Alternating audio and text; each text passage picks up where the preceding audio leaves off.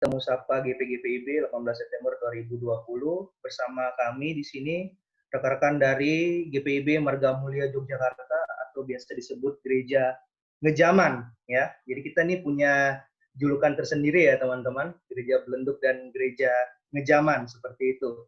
Baik, buat rekan-rekan yang telah masuk di Zoom selama jalannya ibadah, dimohon bisa mengaktifkan videonya agar ibadah kita bisa berjalan dengan hikmat. Dan kita bisa melihat rekan-rekan kita yang bergabung, siapa-siapa aja. Seperti itu ya rekan-rekan. Buat rekan-rekan di Immanuel dan Marga Mulia, kakak pengurusnya boleh mengajak kembali rekan-rekannya di grup masing-masing untuk join bersama kita di sini dalam Temu Sapa GPGPIB 18 September 2020. Ya, karena waktu telah menunjukkan pukul 7 malam, sembari mengingatkan rekan-rekan di masing-masing grup, kita mulai ibadahnya ya, karena ini sudah menunjukkan pukul 7 malam. Monggo, Stella, selaku liturgos. Selamat malam, sekali lagi saya ucapkan kepada teman-teman serta Ibu Pendeta, selamat bergabung di ibadah Temu Sapa Pemuda malam ini. Ibadah kita malam hari ini dipimpin oleh Ibu Pendeta Elga Sarapung. Sebelum kita mulai ibadah, saya akan membacakan beberapa petunjuk ibadah untuk kita malam hari ini. Yang pertama, teman-teman dimohon untuk berpakaian yang rapi dan sopan. Yang kedua, teman-teman diminta untuk mempersiapkan diri, hati, dan pikiran dalam persekutuan. Kemudian yang ketiga, persiapkan Alkitab, alat tulis sebagai catatan pribadi, serta peralatan penunjang ibadah lainnya seperti HP, laptop, dan juga kuota yang memadai. Untuk yang keempat, saat instrumen dan musik dilantunkan, mohon rekan-rekan semua untuk bisa mute mikrofonnya pada device masing-masing. Dan yang kelima, mohon agar bersikap selayaknya orang bersekutu dan beribadah. Sebelum kita mulai ibadah, mari kita saat teduh sejenak.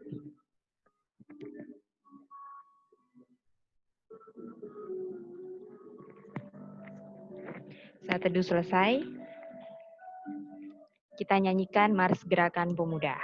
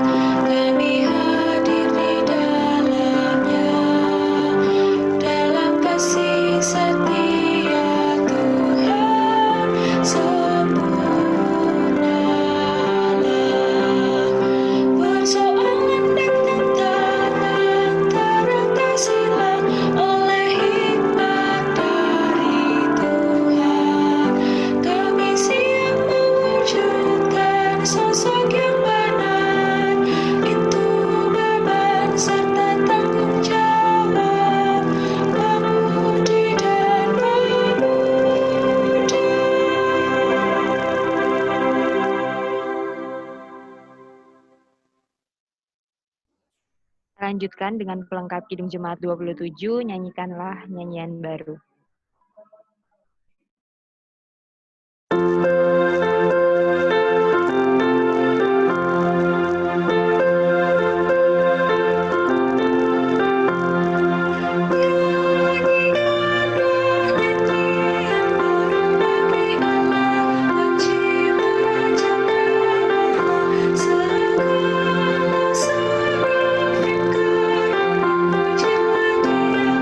Segala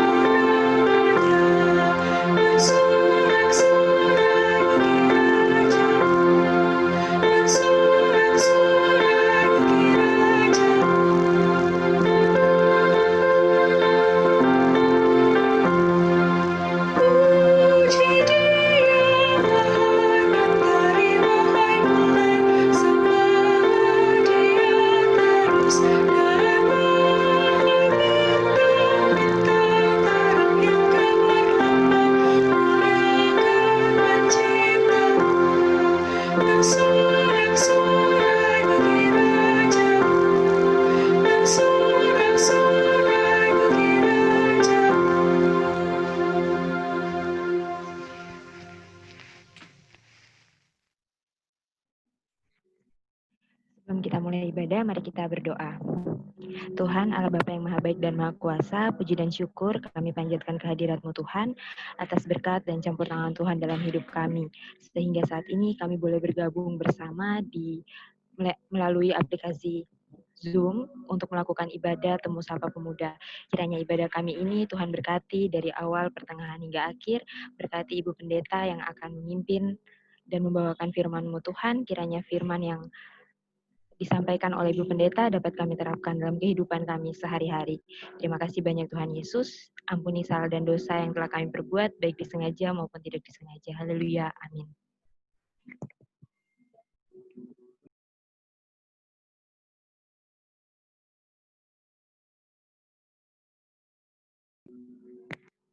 Kita nyanyikan Kidung Jemaat 49, Firman Allah Jaya.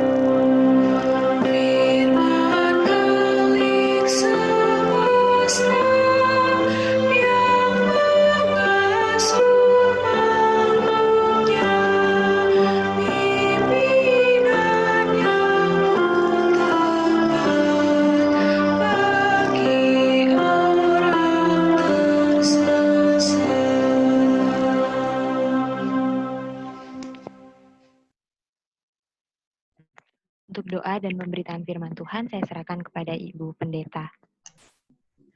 Ya. Mari teman-teman semua kita berdoa sebelum kita akan membaca dan merenungkan firman Tuhan. Mari kita berdoa. Ya Tuhan Allah, kami bersyukur bahwa saat ini sebagai pemuda-pemudi yang ada di Jemaat GPIB Margomulyo dan di Jemaat GPIB Immanuel Semarang, kami boleh bersama-sama dalam satu persekutuan lewat ibadah virtual ini. Dan kami dimungkinkan untuk boleh membaca dan mendengarkan firman-Mu, bahkan merenungkan, merefleksikan apa maksud firman-Mu dalam hidup kami. Terima kasih karena Tuhan terbukti selalu benar-benar mau agar kami sebagai pemuda-pemudi supaya berjalan di dalam kehendak Tuhan. Kiranya Roh-Mu yang kudus menolong kami agar supaya kami mengerti dengan baik dan kami benar-benar bisa memakai firman-Mu dalam perjalanan hidup kami. Dalam nama Yesus yang adalah firman kami yang hidup. Kami berdoa. Amin.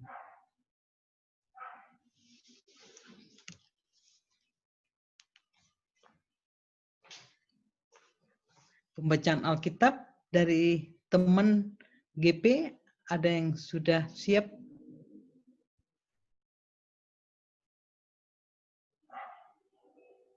Silakan.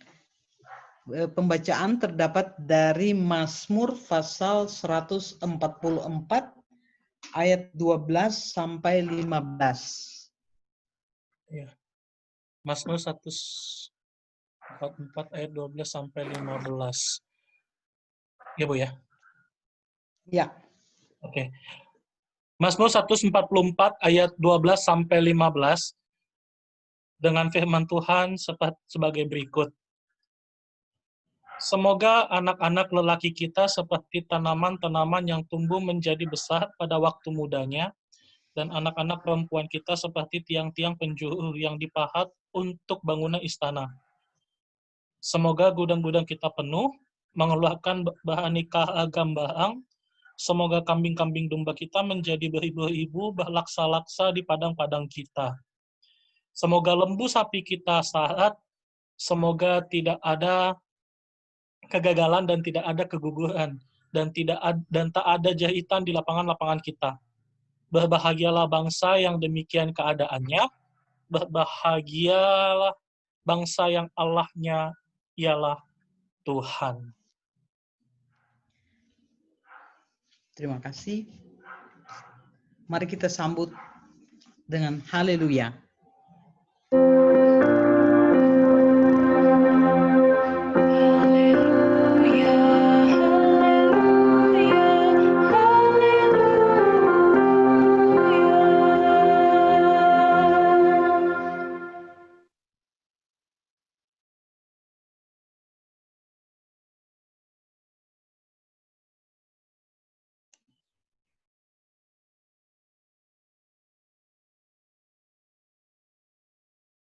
Unmute lagi, oke.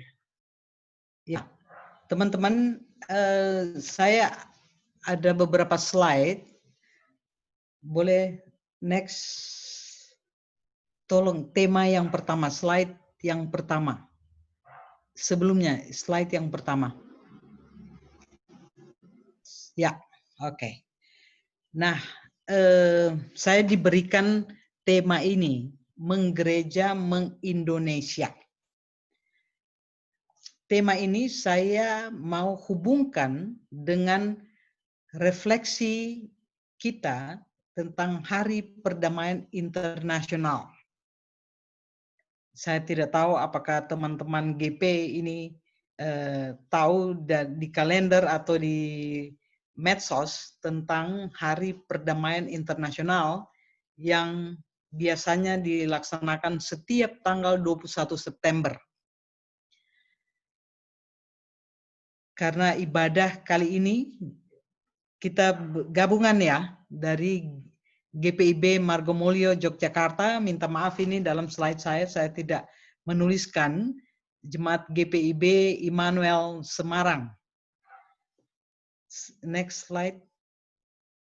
Nah, kita slide berikut yang kedua. Satu yang lagi. kedua. Ya. Bacaannya, Bu ya. Oke, ini ya. Tadi saya sudah sebutkan tentang Hari Perdamaian Internasional. Tema dari Hari Perdamaian Internasional itu adalah Shaping Peace Together atau merakit perdamaian bersama-sama. Apa yang dimaksud dengan Hari Perdamaian Internasional ini adalah hari yang disepakati bersama di tingkat PBB bahwa setiap tanggal 21 September itu diperingati sebagai Hari Perdamaian Internasional. Artinya pada saat itu atau sejak saat itu diharapkan seluruh macam atau bentuk peperangan di dunia ini dimanapun harus berhenti. Dan semua orang diharapkan berdoa agar supaya tidak ada lagi peperangan atau konflik. Nah, tetapi pesan itu ditunjukkan tidak hanya kepada pihak-pihak yang pada waktu itu berperang ataupun yang sekarang ini sedang berperang, tetapi juga solidaritas dan kerjasama lintas batas, lintas sektor, bahkan lintas generasi perlu sekali. Apalagi sekarang ketika kita sedang benar-benar melawan krisis kesehatan karena pandemi COVID-19. Next. Ya. Nah, kita kembali ke teks yang kita baca tadi ya. Kalau teman-teman perhatikan ya, tadi itu. Beberapa ayat yang dibacakan tadi itu sebenarnya rangkaian dari ayat-ayat sebelumnya. Dan pasal 144 ini menarik kalau dibaca utuh ya, kalau dibaca utuh pasal ini, itu pemazmur mengulang kembali riwayat sebelumnya, sebelum mengalami pembebasan, kemerdekaan. Jadi ada masa-masa kelam yang dialami sebelumnya oleh Raja Daud, tetapi yang kemudian mereka berhasil, dan itulah yang mau dikatakan lewat beberapa ayat yang sudah kita baca dan kita dengar tadi. Nah, saya hanya akan mengambil dua hal di situ. Pertama, catatan saya, sejak awal pemazmur sudah yakin bahwa keselamatan dari masa kelam itu akan diperoleh.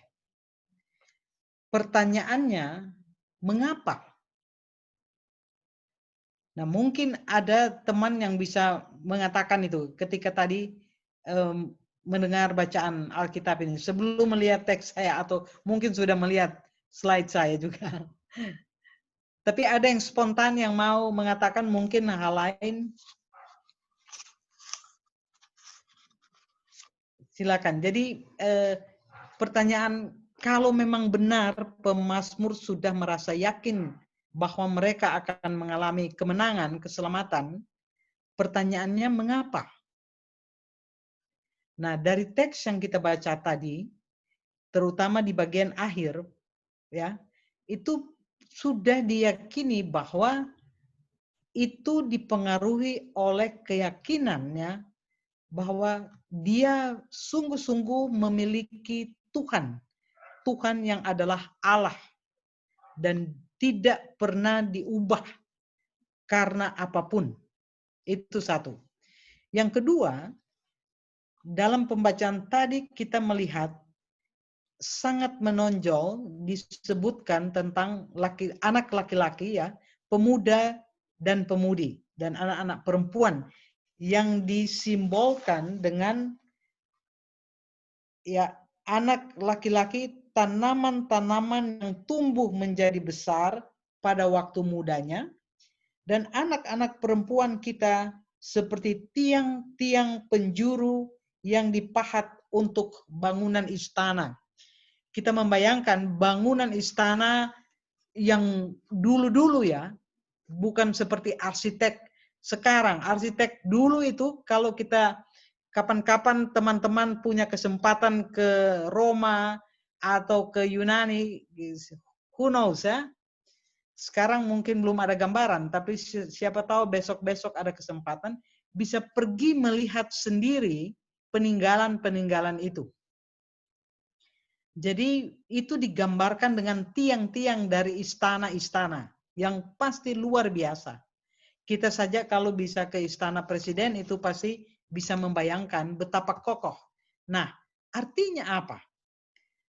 Jadi diandaikan bahwa mereka berada dalam satu bangsa, satu rumah, satu bangunan yang semuanya memperoleh kedudukan yang baik, sekaligus mereka itu laki-laki dan perempuan, pemuda, pemudi itu bisa menjadi penyangga yang memantapkan bangunan tersebut, di mana mereka pun dijamin untuk bisa berada bernaung di dalamnya. Ya, jadi itu dua hal itu yang ingin saya tekankan di sini untuk kita bicarakan yang berikut. Mari lanjut. Next slide, please. Ya. Kalau begitu, apa hubungan dengan tema kita? Ya, apa hubungan dengan tema tadi? Menggereja, mengindonesia. Sorry, ya. Dan bagaimana dihubungkan dengan tema dari Hari Perdamaian Internasional, merakit perdamaian bersama? Yang kedua pertanyaan, ini sebentar saya minta teman-teman jawab, ya. Mengapa para kaum muda ditekankan dalam pembacaan kita?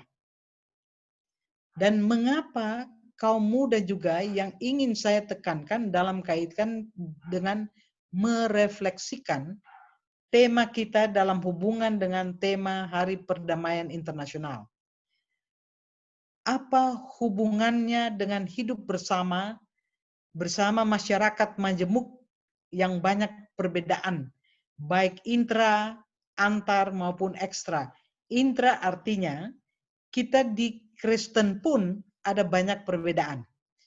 Lihat aja di Jogja, ya, ada GPIB, ada GKJ, ada GKI, ada HKBP, ada GKP, ada macam-macam. Belum lagi gereja Betani, gereja, ya, Kalam Kudus, gereja banyak. kalau saya melihat daftar di Kementerian Agama, di Bimas Kristen itu bisa ratusan itu gereja di Jogja. Gereja ya. Artinya umat Kristen di Jogja itu tidak hanya kita GPIB. Tidak hanya gereja-gereja yang anggota PGI. Tapi gereja-gereja anggota non-PGI. PGLII, Persekutuan Gereja dan Lembaga. Persekutuan dan Lembaga Gereja Injili Indonesia dan gereja-gereja Pantekosta. Banyak sekali. Lalu antar agama, ya, gereja dan di luar gereja. Artinya gereja mewakili agama Kristen misalnya, juga ada berbagai macam agama. Bukan hanya Buddha, Hindu, Islam, Katolik, Konghucu, tetapi ada juga Bahai, Sikh, ada Yahudi, bahkan di Indonesia ya, ada macam-macam agama, belum lagi agama-agama lokal, kepercayaan lokal. Dan ekstra agama, ini hubungan kita dengan politik, dengan macam-macam, ideologi-ideologi, dan seterusnya. Nah, ini bagaimana teman-teman melihat? Saya ingin supaya saya tidak bicara terus ya, biar teman-teman juga coba mengeluarkan idenya masing-masing ya. Tidak usah takut salah. Jadi apa hubungannya dari tema kita menggereja, mengindonesia, dengan bagaimana kita merakit perdamaian bersama-sama? Apa kita sudah mengerti maksud dengan menggereja, mengindonesia? Silakan kita lihat satu persatu. Mari. Si malu-malu kayaknya, Bu. Jangan malu-malu, jangan takut salah, jangan takut spontan aja. Dari saya deh, Bu, kalau begitu. Silakan. Ya, menggereja sama dengan mengindonesia. Kalau dari pendapat saya pribadi ialah mengapa menggereja sama dengan mengindonesia? Karena kalau menurut pendapat saya, kaum muda itu harusnya menjadi penggerak. Kaum muda dalam artian kaum muda gereja. Kita kan selalu berpendapat bahwa di dalam gereja itu, kita datang ke gereja, kita beribadah, kita mau lakukan apapun untuk mendapatkan supaya kita tuh tetap berada dalam Tuhan, supaya mendapat mendapatkan keselamatan yang sejati dalam Kristus Yesus. Tetapi bagaimana kita membawa Injil itu keluar? Injil kan tidak sekadar hanya untuk, mengkristenkan orang-orang yang tidak seagama. Tetapi bagaimana untuk membuat harmonisasi di antara yang berbeda dari kita. Misalnya yang beda agama, beda ras, beda apapun. Minimal contoh kecil saja, Bu Pendeta. Kita saja dalam satu kelas, misalnya dalam satu kelas kuliah. Nah, itu kan sudah bermacam-macam sekali, itu sudah sangat bermacam-macam sekali latar belakangnya. Ada yang memang betul-betul religius, ada yang religius moderat, ada yang memang liberal, ada juga yang memang ekstra agamis. Ya, di kampus saya rasakan seperti itu, Bu. Hampir semuanya, tapi kita tetap istilahnya berhubungan baik dengan semua. Kita tetap tahulah istilahnya, meskipun kita beda, tapi kamu tetap satu saudara. Niko di kampus mana? Sorry. Universitas Mercu Buana, Bu. Oke. Ya. Yang di sana, di... Yang kampus barunya, yang kampus 3. Samping UPN. Oke. Ya. Seperti itu, Bu, menurutnya saya. Terima kasih. Mari, ada yang lain? Jangan malu, jangan takut. Menggereja itu juga mengindonesia. Maksudnya apa? Apa teman-teman mengerti atau apa yang teman-teman mengerti dengan menggereja itu adalah juga mengindonesia? Tadi Niko sudah jelaskan dari perspektifnya. berdasarkan pengalamannya di kampus. Winda, Bu, pendeta, Bu, silakan. saya mau menjawab pertanyaan. Kedengeran nggak? Tes. Iya, Kedengeran nggak, Kak kedengaran. Niko? Kedengaran. Kalau dari Winda sendiri, menurut Winda menggereja sama dengan mengindonesia. Nah, di sini nggak beda jauh sih sama punya Kak Niko tadi. Tapi Winda mau menambahin sedikit bahwa kita pergi ke gereja itu bukan sekedar untuk pergi ke gereja, tapi kita menjadi orang Kristen itu yang hidup di Indonesia bukan orang Kristen yang hanya numpang di Indonesia, tapi menjadi orang Kristen Indonesia. Berarti di situ nggak bisa kita pisahkan mana menggereja dan mana mengindonesia, tapi harus kita gabungkan bahwa iman kita yang kita punya dari selama kita menjadi hidup sebagai orang Kristen, itu juga kita wujudkan di kehidupan kita sehari-hari, sehingga kayak kita juga bisa mengajak orang-orang lain untuk membangun masa depan Indonesia itu sama-sama gitu. Jadi nggak cuma kita numpang tinggal, nggak cuma kita ya udah kita orang Kristen yang di Indonesia, ya udah numpang tinggal aja, numpang hidup aja, tapi kita tuh orang Kristen Indonesia. Kita 100% Kristen dan 100% orang Indonesia. Itu menurut saya, Bu. Terima kasih. Oke. Terima kasih, Winda. Sorry, Winda masih kuliah di mana, Winda? Saya di Universitas Sanata Dharma, jurusannya sama Kak Niko. Psikologi, Cuma Bu. beda kampus aja, Bu. Jurusan apa sih? Psikologi.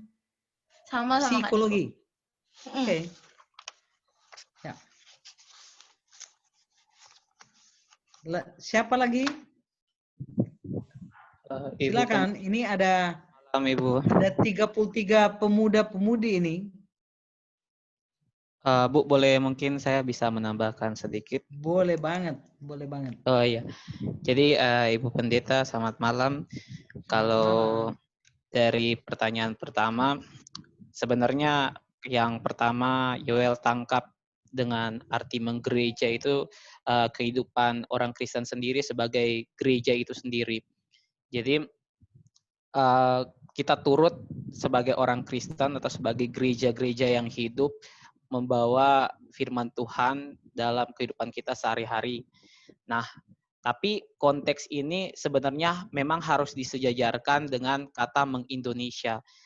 Kenapa? Karena kalau kita nggak sejajarkan dengan kata mengindonesia, kita bisa menjadi orang-orang yang kalau diperhadapkan dengan sesuatu yang plural dapat menjadi intoleran. Nah, arti mengindonesia sendiri berarti kita nggak bisa terlepas dari realita kehidupan negara yang notabene terdiri dari berbagai macam suku, budaya, agama. Nah, di situ kita membawa diri kita sebagai gereja untuk sama-sama menyesuaikan diri dengan realita ini.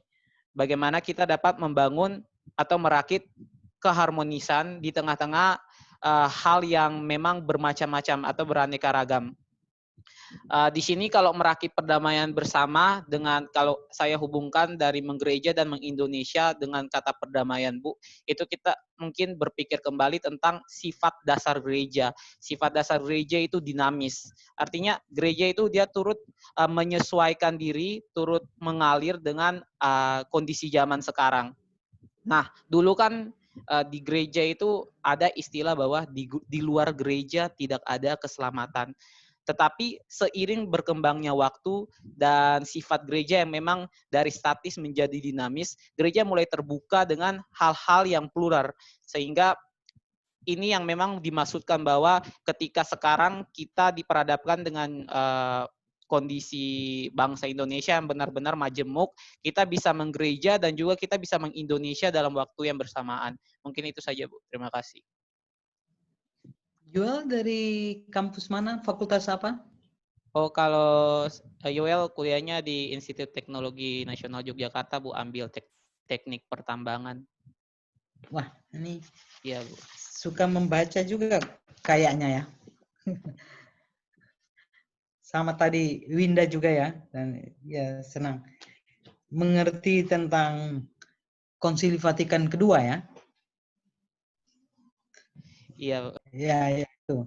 Di luar gereja tidak ada keselamatan. Itu moto dulu ya, moto sebelum Konsili Vatikan II di gereja Katolik itu sangat kuat. Tetapi sesudah Konsili Vatikan II sangat dikenal dengan semacam pertobatan gereja, bahwa di luar gereja pun ada keselamatan. Jadi itu yang sekarang kita sebut dengan yang namanya truth claim, klaim kebenaran. Dan itu yang menjadi masalah kita sehari-hari, baik intra maupun antar atau ekstra. Ya, sering kita mengklaim bahwa kebenaran itu hanya pada kita. Hanya orang Kristen yang masuk surga, yang lain ke neraka. Sementara orang yang mengklaim begitu dari sisi agamanya, dia akan bilang, hanya kami yang ke surga, kalian ke neraka. Ada seorang guru bergurau, kalau begitu besok-besok surga bisa kosong atau neraka bisa penuh. Karena semua orang ke neraka atau tidak ada orang ke surga gitu ya. Tapi ini ya intermezzo, tapi itu antara lain latar belakang tentang moto di luar gereja tidak ada keselamatan, tetapi yang kemudian berubah total dan sampai sekarang ini di kalangan gereja Katolik sungguh-sungguh mengajak seluruh umat Katolik supaya bukan hanya keyakinan tapi juga sikap perilaku bahwa di luar gereja pun ada keselamatan. Baik, saya tidak akan lebih dari beberapa orang tadi untuk bagian pertama, tapi menarik komentar-komentar teman-teman. Jadi memang ini dilatar belakangi oleh begini. Kita tahu kan sejarah kekristenan itu dari luar ya. Sending para misionaris dari luar. Ya. Dalam hal ini umumnya gereja-gereja Protestan di Indonesia itu sebagian besar dari para misionaris Belanda dan sebagian terutama gereja-gereja Lutheran, gereja-gereja Batak, HKBP dan lain-lain itu dari gereja Lutheran dan lain-lain kemudian berkembang yang sekarang ini banyak sekali yang dipengaruhi oleh penginjil-penginjil dari Amerika atau Korea Selatan, yang sebenarnya juga dipengaruhi oleh penginjil dari Amerika. Nah, karena itu bagaimana sebenarnya gereja supaya tidak asing di Indonesia? Tidak lihat, wah ini peninggalan ini bawaan dari Belanda nih. Misalnya gitu kan. Apalagi model-model gereja kan itu arsitekturnya aja masih mengikuti arsitektur Eropa ya, umumnya. Jarang kita melihat arsitekturnya benar-benar khas Indonesia yang kita kenal dengan teologi kontekstual. Gereja Bali, kalau kita lihat gereja Bali, udah banyak yang memakai arsitektur Bali yang khas.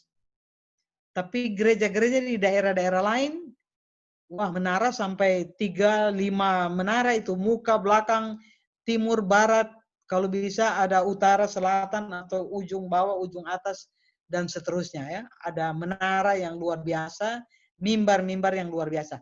Kecuali gereja-gereja model GPIB Immanuel, GPIB Margomulyo, itu benar-benar peninggalan khas dari mereka. Dan itu ada sejarahnya. Teman pemuda siapa? Rilo menulis skripsinya tentang beberapa gereja GPIB, bangunan gereja ya, yang khas sekali peninggalan Belanda. Nah, jadi Indonesia ini jadi bukan lagi meniru, meng-copy paste 100% dari peninggalan-peninggalan itu. Tapi apa yang khas Indonesia? Sehingga betul-betul kita ada di Indonesia. Tadi sudah disebut soal perbedaan misalnya. Ya, kemajemukan di masyarakat. Tidak bisa kita menghindari fakta ini. Teman-teman di kampus, rumah, ya, tempat kos, boleh jadi ada bersama dengan orang yang berbeda agama atau berbeda etnis. Seperti itu. Jadi memang menggereja itu khas kita sama dengan bagaimana kita mengindonesia. Kalau teman-teman NU, kita kenal dengan Islam Nusantara ya. Mereka memakai itu karena mereka punya sejarah, punya tradisi yang sangat berbeda dengan kita. Ya. Lalu dalam kaitan dengan itu bagaimana kita merakit perdamaian bersama. Jadi kekuatan kita adalah pada perbedaan, dan perbedaan itu jangan menjadi potensi untuk merusak kehidupan bersama. Ini yang perlu kita bangun. Nah, mengapa kaum muda yang kita pilih saat ini? Ada yang mau jelaskan sedikit? Silakan. Mengapa kaum muda?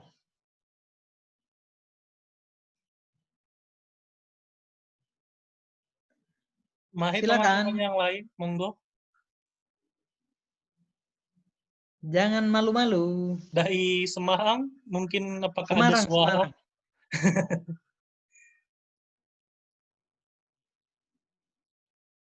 Ayo teman-teman. Atau begini, mengapa untuk melihat kembali bagaimana gereja di Indonesia supaya benar-benar bisa hidup di tengah masyarakat, bersama masyarakat, dan bekerja sama dengan masyarakat yang berbeda agama.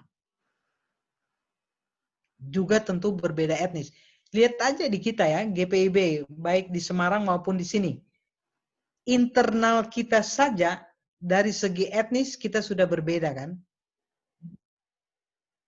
Kita bisa bilang banyak orang Ambon, banyak orang Minahasa, tapi tetap berbeda.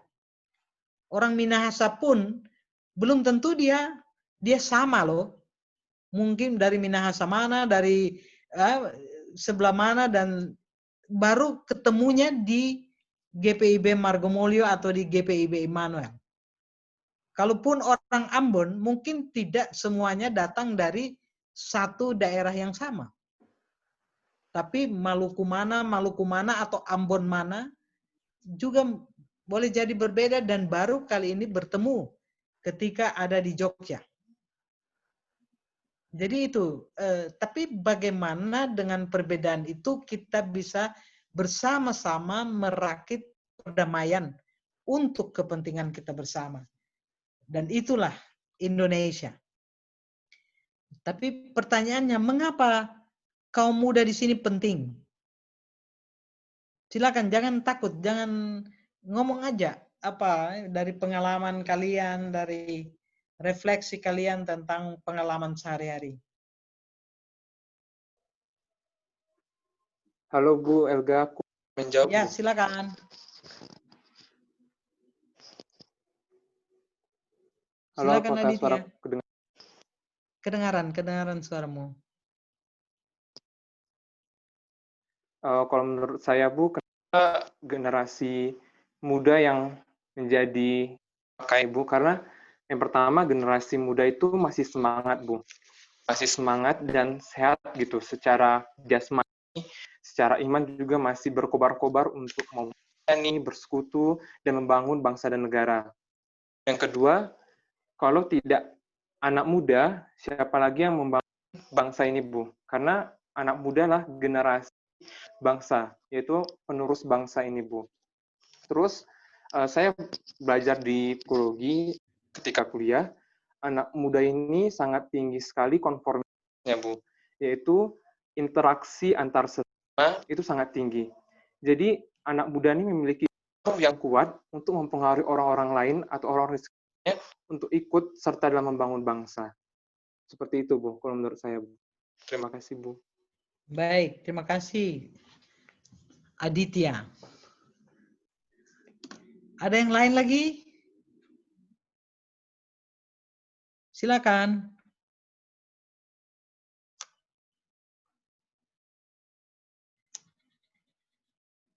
Mungkin teman-teman masih ada lagi yang dari Semarang, karena yang sebelumnya sudah diambil sama Mbak Gumulyo. Ayo dari Semarang, monggo teman-teman, dipersilahkan waktunya.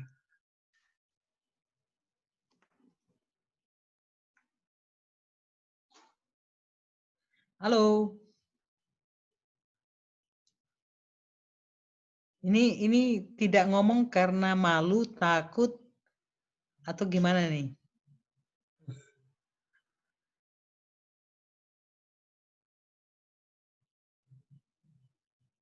Oke. Nah, kalau tidak ada, supaya waktu kita juga tidak tersita banyak dengan menunggu ya. Ya, tadi kawan Aditya ya sudah menjelaskan bahwa ya memang kalangan generasi muda itu bersemangat, generasi muda itu yang betul-betul tadi menurut penjelasannya itu yang diandalkan, diharapkan. Nah, pertanyaannya, ini saya mau nantang nih, apa iya? Nggak gini. Maksud saya begini, kalian pernah dengar dulu ungkapan ya, generasi muda itu adalah generasi harapan bangsa, harapan masa depan bangsa. Iya kan? Yang menurut saya ungkapan itu sebenarnya tidak harus berlaku lagi di zaman sekarang. Generasi muda itu adalah harapan masa kini juga.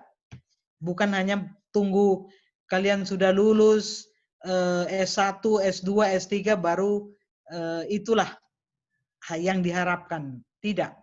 Tapi sekarang pun generasi yang namanya generasi muda itu sudah diharapkan partisipasinya di dalam kehidupan bermasyarakat berbangsa. Tidak hanya di Indonesia, tapi untuk dunia. Mengapa tidak?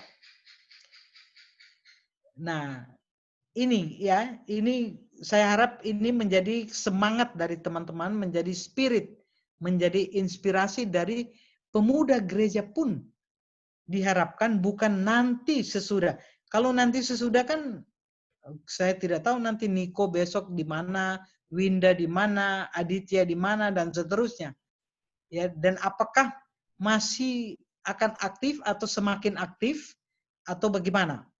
Tapi inilah yang diharapkan, kenapa sejak sekarang teman-teman pemuda itu perlu menyadari bahwa teman-teman itu seperti tiang-tiang istana ya, yang sangat diharapkan untuk menopang bangsa ini, untuk memperkuat, di mana teman-teman juga bagian dari bangunan itu, dari kekokohan bangunan itu. Jadi tidak bisa tidak. Nah, apakah ini disadari atau tidak? Dan kalau disadari, bagaimana partisipasinya? Ini apalagi sekarang semua kan sudah pakai ini barang ini ya. Udah asik sekali dengan segala macam medsos. Mau FB, mau Instagram, mau apalagi WhatsApp, ada lagi yang baru-baru ya, banyak sekali ya. Luar biasa. Yang kadang-kadang bukan hanya hoax atau fake news yang kita tidak seleksi lagi secara kritis, tapi asik. Bahkan kita juga menjadi orang-orang yang senang sekali memprovokasi apapun. Membuat orang lain marah, orang lain tersinggung, sampai betul-betul meluap-luap. Nah, pertanyaannya, apakah cara-cara seperti itu adalah benar-benar sebagai cara gereja, cara Indonesia, cara bagaimana kita bisa merakit perdamaian atau tidak? Jangan-jangan kita hanya sibuk mau mengumpulkan subscriber kan?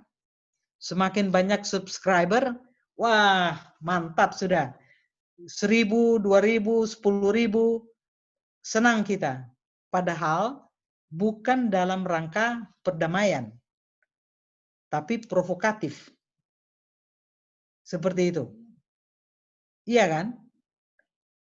Bahasa-bahasa. Karena itu mengapa penting sekali kita menggunakan bahasa, narasi, literasi, damai yang betul-betul positif.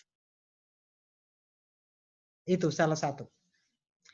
Dan itu yang dikatakan ya di awal tadi, semua orang yang beberapa yang mengatakan tadi, menggereja itu bagaimana kita memperlihatkan, mempresentasikan keimanan kita sebagai orang Kristen. Apa itu orang Kristen? Harus bagaimana memangnya? Apakah sekedar sebagai jagoan bermedsos dengan alat ini? Ataukah menggunakan alat ini lewat medsos bentuk apapun, jenis apapun, tetapi dengan nilai-nilai hal-hal yang positif dalam rangka membangun damai dan perdamaian. Dan karena itu di dalam pembacaan tadi dikatakan di akhir ya, dan ini yang kita harapkan, bagaimana gereja menjadi kekuatan supaya bisa kita ungkapkan begini. Berbahagialah bangsa yang demikian keadaannya. Berbahagialah bangsa yang Allahnya ialah Tuhan. Partisipasi orang Kristen itu kan sudah sejak awal. Nanti saya akan forward ya, mungkin ke Niko atau Iva, ada slide yang bagus sekali, ada video yang bagus sekali, bagaimana kita melihat sejarah Indonesia dan partisipasi Kristen. Bukan memperlihatkan dari segi jumlah mayoritas atau minoritas, ukuran jumlah kuantitatif, tetapi peran kualitatifnya yang luar biasa. Untuk bangsa ya, untuk bangsa. Nah karena itu peran kaum muda diharapkan begitu. Sekarang bukan nanti masa depan yang kita nggak tahu masa depan itu kapan gitu, tapi masa kini juga. Makanya dianjurkan supaya kita betul-betul bisa hidup bersama dengan yang berbeda. Nah pertanyaan saya, ini yang bagian ketiga ya. Saya mau tanya dulu, teman-teman pengalaman di kampus atau di komunitas ya, di gereja, baik GPIB Margomulyo atau GPIB Immanuel, seberapa banyak atau seberapa sering teman-teman bergaul bersama-sama, bertemu, berjumpa, berdialog dengan teman-teman yang beda agama? Gimana? Ya mungkin pacaran juga nggak apa-apa. Takut kan mau bilang kan, kalau pacaran dengan beda agama ya. Nggak berani nanti ketahuan kan, nggak enak saya. Tapi paling tidak baik di kampus ya, atau sebagai persekutuan, sebagai GP, anggota GP ya. Seberapa banyak, seberapa sering kita ada bersama dengan teman-teman yang berbeda gereja dan berbeda agama dari kita. Mari silakan. 34 pemuda-pemudi ini, bagaimana ini? Masa tidak ada satupun pengalaman ini yang bisa di-share?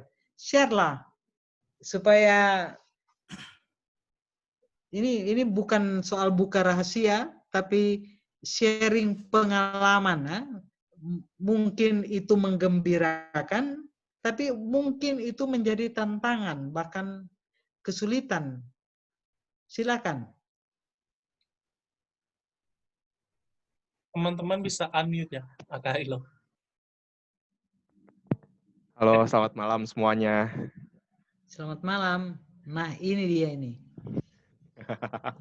Ya, selamat malam Ibu Pendeta. Halo Halo teman-teman Rilo, dari selamat malam. Immanuel Semarang. Saya Rilo dari Marga Mulia, rekan GP dari Marga Mulia. Ini pertanyaan dari Ibu Pendeta sangat menarik sih buat saya sih. Terlebih dengan mungkin teman-teman di Marga Mulia sudah cukup familiar dengan aktivitas saya setiap hari Minggu ya, sampai ada beberapa anak GP bilang Kak Rilo itu jadi lelaki panggilan in good way sih tentu saja. Jadi maksudnya berpindah dari satu gereja, dari satu jemaat ke jemaat lain. Mungkin saya akan sedikit berbagi kisah internal dalam lingkup gereja aja kali ya. Jadi kebetulan saya di Jogja ini melayani di beberapa gereja antar denominasi sebagai pemain musik, dan itu menurut saya juga jadi salah satu cerita sendiri buat saya, terutama ketika harus berhadapan dengan teman-teman yang di luar dari gereja, maksudnya bukan orang-orang Kristen begitu. Apalagi dengan kehidupan saya di kampus, saya alumni Institut Seni Indonesia di ISI, dan itu bisa teman-teman bayangkan anak-anak ISI, anak-anak seni itu mereka biasanya lebih mungkin lebih blak-blakan kali. Jadi kalau mereka ada penasaran atau apa kayak gitu, mereka biasanya akan nggak sungkan nanya. Mungkin agak berbeda dengan mahasiswa lain yang kayak mau nanya agak sungkan gitu. Tapi kultur di kampus saya itu mahasiswanya nyablak. Jadi kalau dia mau nanya soal apapun, bahkan untuk hal-hal yang mungkin buat beberapa orang kesannya kayak privat ya, kayak soal kepercayaan, agama, terus peribadahan kayak gitu, itu kan agak bukan privasi ya, maksudnya tidak umum menjadi bahan topik perbincangan.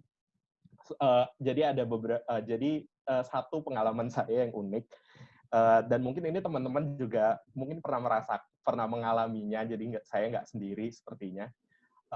Kita tahu kita di Indonesia ini seperti tadi yang beberapa teman-teman sudah bilang, terus Bu Elga tadi sempat singgung, kita ini di Indonesia hidup dengan lingkup gereja yang sangat beragam. Mulai dari gereja yang kalau Bu Pendeta Elga bilang Eropa sekali, seperti gereja kita, seperti GPIB, tapi ada juga gereja yang sangat kesukuan sekali. Itu pun dalam lingkup gereja masih dipisah lagi. Ada yang gerejanya kalem-kalem kayak gereja kita, ada lagi gereja yang sangat ekspresif peribadahannya. Nah, sampai suatu ketika, mungkin teman-teman pernah mengalami, kalau misalnya ada teman yang bukan seorang Kristen, dia kayak penasaran gitu kan. Misalnya kayak tiba-tiba suka nanya, saya kayak pernah ditanya, Ril, kalau gereja Mormon itu tuh apa sih? Gitu. Terus ada yang pernah nanya, Saksi Yehova itu apa sih? Gitu. Terus ada yang nanya, kamu kalau ibadah ada loncat-loncatnya nggak? Serem juga ya ibadah loncat-loncat gitu. Kayak macam-macam pertanyaan kayak gitu. Nah, menurut saya ini menjadi sebuah celah sih, mengaitkan dari pertanyaan Bu Elga tadi gitu. Kita bisa mulai dari sesuatu yang sifatnya internal dulu, dari kehidupan kita bergereja, komunitas pertama-tama kita menggereja, apalagi lebih spesifik lagi kan kita anak GP, anak pemuda GP gitu.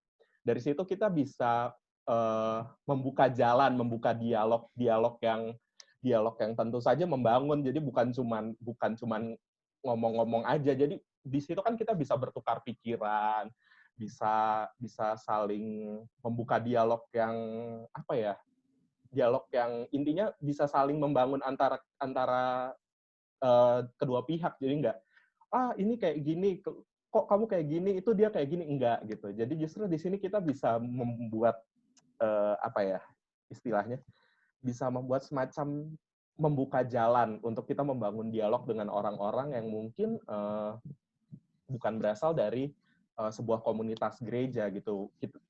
Seperti yang tadi beberapa teman GP bilang kan, kita sebagai anak muda yang ada di dalam gereja, kita diutus untuk ke dunia, tapi bukan diutus yang cuman, oh ya udah kamu pergi gitu. Tapi enggak, kita diutus untuk membangun dunia di mana kita tinggali.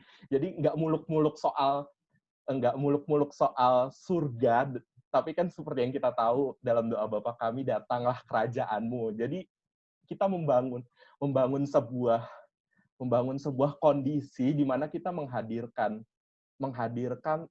tugas gereja itu sendiri di tengah-tengah bangsa dan negara kita gitu. Jadi jangan nggak melulu cuman soal gereja, ibadah, nongkrong sama anak-anak GP, udah nongkrong sama anak-anak GP, sama anak-anak gereja, teman-teman yang Kristen gitu. Tapi kita juga harus diutus untuk keluar bisa membangun dialog dengan orang banyak. Nggak terbatas dari cuman suku, agama, ras, bahkan bisa nanti orientasi seksual, preferensi seksual, bisa macam-macam gitu. Karena itu menurut saya, seperti yang tadi Bu Elga bilang, yaitu tugasnya anak muda yang menjadi masa sekarangnya gereja. Kira-kira begitu sih Bu Elga. Terima kasih. Yap. Oke. Terima kasih Rilo. Yang lain? Satu lagi deh. Mau Bu, Lona. Lanjut. Oke, selamat malam Ibu Pendeta Elga dan teman-teman. Terima kasih atas kesempatannya. Selamat Saya malam. Lona. Di sini saya ingin berbagi sedikit sharing aja terkait dengan topik yang sangat menarik ya. Kalau dengan agama lain, kalau dari saya sendiri dulu saya pengalaman pernah tinggal di Parepare, itu merupakan kota kabupaten di Sulawesi Selatan. Nah, itu kampus saya itu memang Katolik, tapi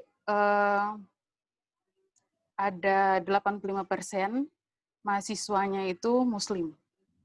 Dan saya pribadi pertama kali kuliah di situ saya menolak karena saya masih terbawa suasana korban kerusuhan tahun 2000. Jadi saya pribadi saya tidak mau gabung sama yang agamanya Muslim.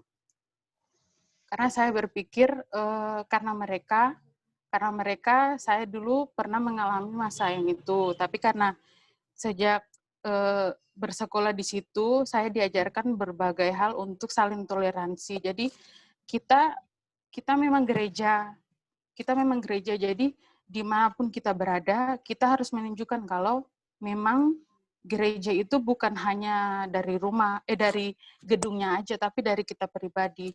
Nah, dari situ kita bisa menunjukkan kepada orang-orang lain kalau kita bisa menjadi yang tidak sama dengan yang mereka pikirkan terhadap diri kita. Karena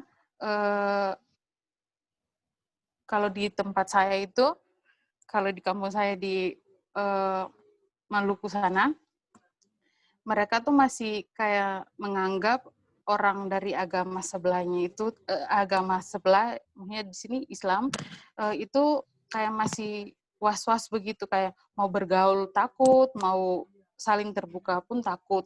Tapi sejak saya pribadi sekolah di Parepare itu mengubah pola pikir saya, dan dari situ saya juga sempat berbagi cerita dan dari teman-teman saya itu kami juga sempat duduk sharing bareng terkait dengan agama, karena di kampus saya itu memang ada 5 agama. Jadi karena kampusnya kecil, jadi kalau mau sharing kan gampang. Nah, dari situ kami ternyata saya menyadari ternyata semua agama tuh mengajarkan yang baik, bukan satu agama saja, bukan satu agama yang menjanjikan surga, tapi semua agama menjanjikan semua hal yang baik. Begitu aja, Pendeta. Terima kasih. Terima kasih, Lona. Lona dari Maluku mana, Lona? Dari Maluku Tengah, dari Haruku. Haruku, oke. Terima kasih. Ya, ini contoh, ini cerita yang bagus ya. Dan saya untuk bagian ini, karena saya tidak tahu sampai jam berapa, kalau kita mau diskusi terus bisa panjang. Nanti kapan-kapan kalau GP mau diskusi lebih mantap, kita bisa aturlah diskusi. Di luar ibadah ya, di luar ibadah maksud saya. Karena kalau ibadah begini kan terbatas waktu ya. Silakan, saya bisa ajak teman muslim atau siapa, bisa sama-sama. Tapi pengalaman Lona ini saya mau garis bawahi beberapa hal. Dan ini penting sekali. Pertama, perjumpaan itu sangat penting. Kita hidup di suasana, di realitas yang sangat majemuk, di mana perbedaan itu ada. Kita tidak bisa hanya mencari rasa aman untuk diri kita, untuk komunitas kita, tanpa kita keluar bergaul, berjumpa dengan orang lain, orang yang berbeda. Bukan hanya dalam rangka memberi sumbangan ya, tidak. Tapi sehari-hari kita perlu berjumpa dengan yang lain. Itu satu. Yang kedua, mengapa kita harus berjumpa? Itu kan pertanyaan. Atau kadang-kadang ada orang yang masih pemula ya, masih level pemula. Kira-kira kalau saya berjumpa dengan yang berbeda agama, apa saya berdosa tidak? Kadang-kadang orang masih bertanya begitu kan? Apa kita orang Kristen bisa berjumpa, apalagi ngobrol-ngobrol, berdialog dengan orang yang berbeda agama? Nah itu bagi saya oke-oke saja. Kita perlu maklum. Ya, jadi belum semua orang yang sudah sama antenanya ya. Ada orang yang masih begini, ada orang yang masih seperti jari kelingking, ada yang sudah seperti jari telunjuk, jari manis, dan jari tengah. Ya, ada yang sudah lebih tinggi. Biar bergurau tentang agama dia sudah tidak tersinggung. Jadi kita juga harus menghargai itu. Tetapi kita harus melatih diri kita untuk tidak diam pada antena sependek ini saja.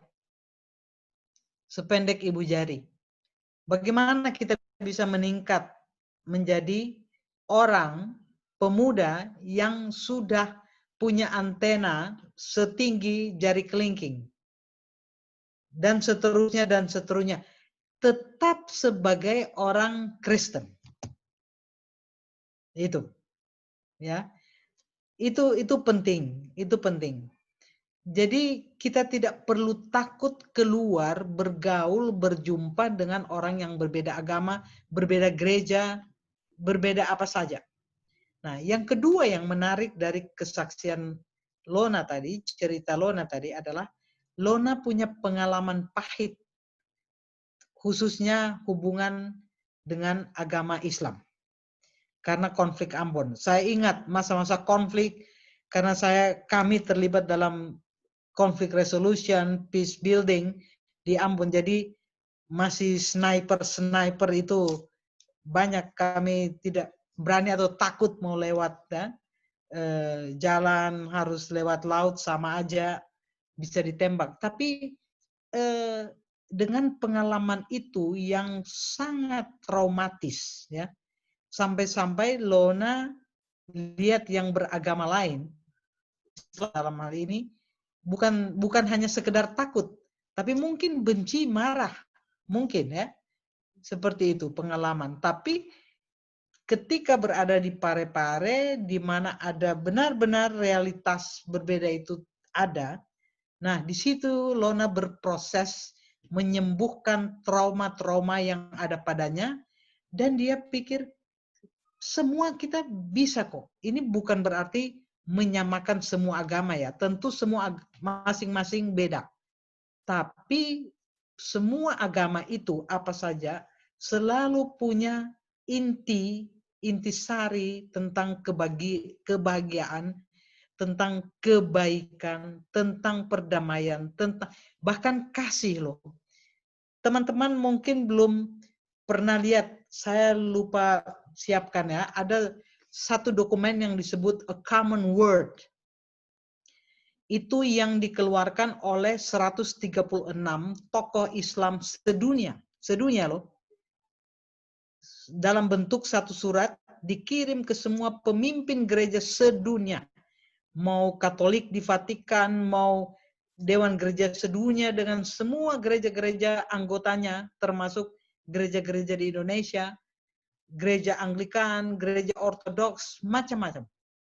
Termasuk Pentakosta, Evangelical, semua. Itu yang namanya a common word. Artinya, ternyata di dalam bukan hanya di dalam kekristenan, ada hukum kasih. Kasih kepada Allah dan kasih kepada sesama manusia. Tapi juga di dalam agama Islam, bahkan di dalam semua agama, ada hukum kasih. Sama intinya. Kalau kita bilang kita kasih kepada Allah, tapi kita mau berkelahi dengan sesama kita mau membenci sesama kita, itu nonsens itu. Jadi kasih kepada Allah buktinya adalah bagaimana kita membangun, menghidupkan kasih terhadap sesama manusia, siapapun dia. Itulah dalam Islam itu ada perkataannya, ada kalimatnya hablu minnanas dan hablu min Allah. Ya, yang kasih kepada Allah, kasih kepada sesama manusia. Dan itu sama. Jadi kita tidak bisa berprasangka karena kita tidak tahu, jangankan tentang orang lain. Kadang-kadang tentang kita sendiri kita tidak mengerti. Kita pikir kita baik, padahal kita mungkin tidak baik. Pribadi ya. Gitu, di mata orang. Jadi kita masih banyak sekali prasangka. Kita belum tahu tentang agama lain itu bagaimana. Kita sudah pikir, misalnya ya, ini termasuk prasangka, stereotype, ya, bahkan truth claim tadi sampai ke stigma yang bisa menimbulkan konflik. Misalnya begini, satu contoh atau dua contoh.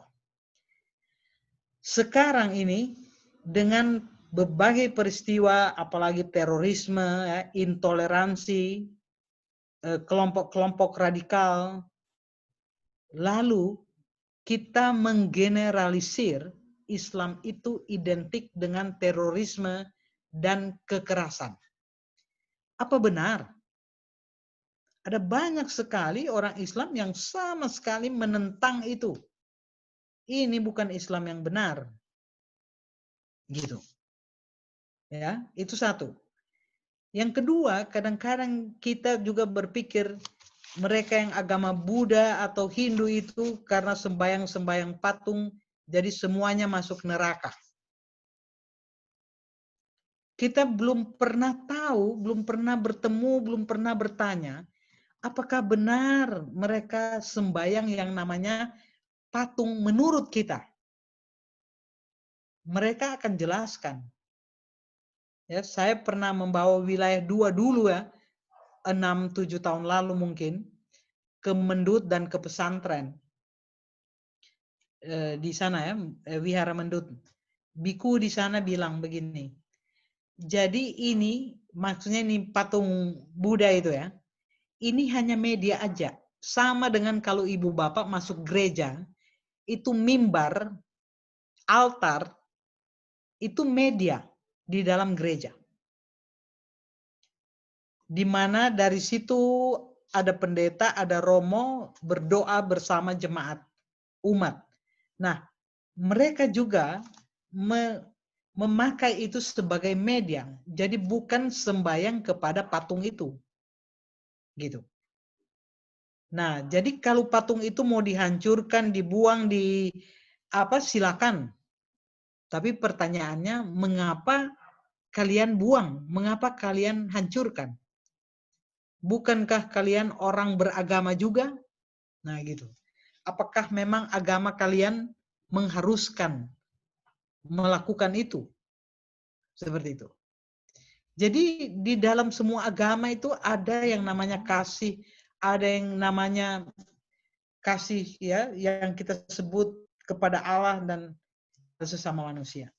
Jadi perjumpaan penting, dan dalam perjumpaan itu kita perlu bercerita, tidak usah takut karena berbeda. Jangan dia tersinggung, jangan. Di kepala kita ini ada banyak hal yang kita ingin tanyakan, kita ingin tahu karena kita tidak tahu.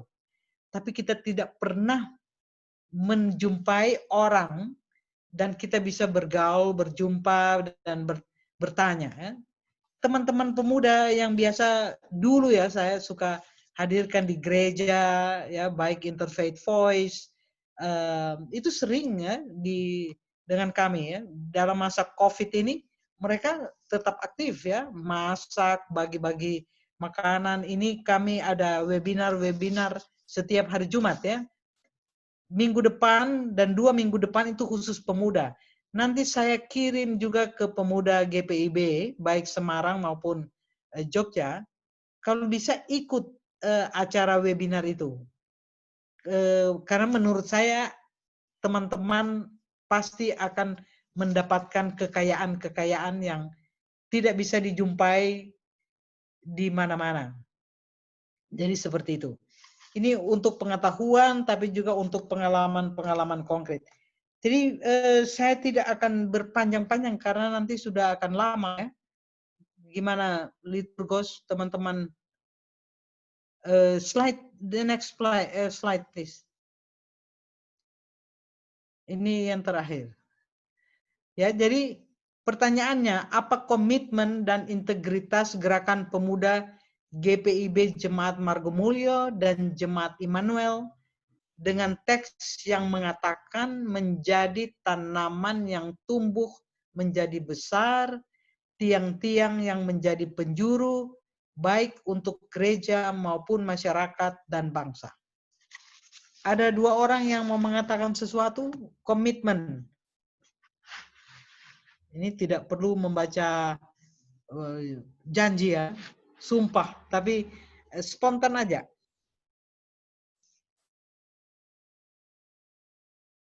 Silakan, Aditya, Lona, siapa lagi yang tadi ya, Rilo yang ngomong.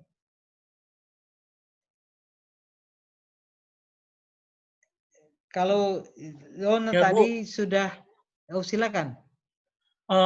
Apa komitmen dan integritas gerakan pemuda baik di Margomulyo maupun di Immanuel Semarang atau Belendo dengan teks yang mengatakan menjadi tanaman yang tumbuh menjadi besar, tiang-tiang yang menjadi penjuru baik untuk gereja, masyarakat, baik untuk gereja maupun masyarakat dan bangsa.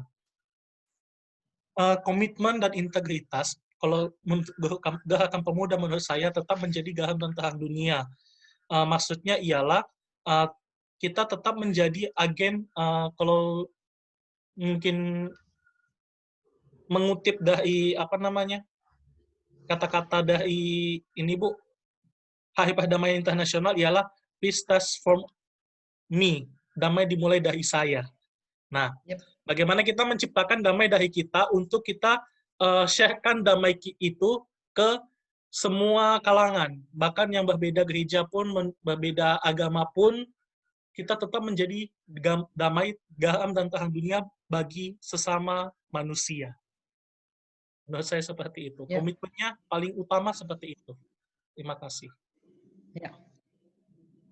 Ada lagi? Silakan.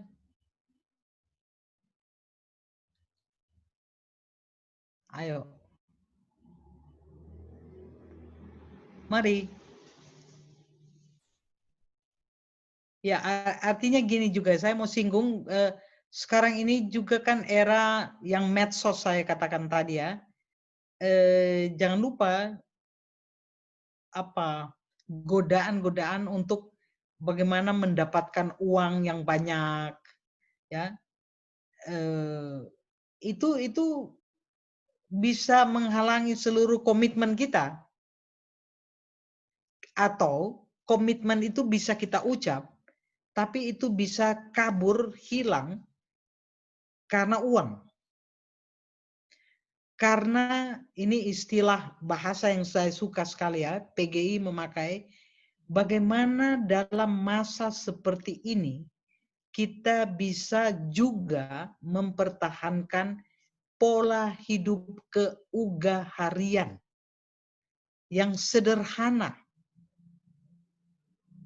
Ya, sederhana bukan nanti kita tidak makan lagi yang bergizi gitu ya. Janganlah, mahasiswa harus makan yang bergizi, tapi bukan berarti makan selalu makanan yang enak-enak banget itu ya, yang mahal-mahal, bisa gosen dan itu, tapi keugaharian itu betul-betul yang sederhana, dan dengan begitu kita menjadi contoh dari yang lain. Gitu. Sehingga integritas kita kuat dan terjamin. Jadi integritas itu kan antara kepribadian, konsisten terhadap komitmen. Biar apapun yang goda kita, apalagi uang, kita tidak tergoda. Tapi kita tetap menjalankan prinsip-prinsip yang baik, benar, dan untuk kepentingan banyak orang. Itu. Mari, satu lagi. Kalau tidak ada lagi, kita akan close. Saya, Ibu. Silakan. Ya, ini dari mana nih? Marga Mulia, Ibu. Ini mana Semarang nih? Sesudah ini ada Semarang ya, 2 orang. Mari. Dari Marga Mulia, Ibu. Hai guys, kedengaran sih. Lanjut sih. Baik Ibu, kalau menurut saya komitmen kita sebagai pemuda itu seharusnya kita bisa tetap menjaga kekudusan kita dimanapun kita berada, baik di gereja, sesama kita di lingkungan kita, ataupun di sekitar kita yang berbeda keyakinan dengan kita, Ibu. Jadi kalau kita bisa menjaga kekudusan kita sebagai anak Allah, berarti kita bisa menjalankan perintah Tuhan dengan menjalankan hukum kasih. Jadi kita bisa menunjukkan bahwa kita ini adalah anak-anak Tuhan dengan menjalankan kasih kepada siapapun tanpa memandang agama, suku, ras, dan segalanya. Kalau menurut saya itu komitmen saya pribadi. Ya. Terima kasih. Terima kasih, Eltasya. Siapa lagi? Semarang, ayo Semarang dong.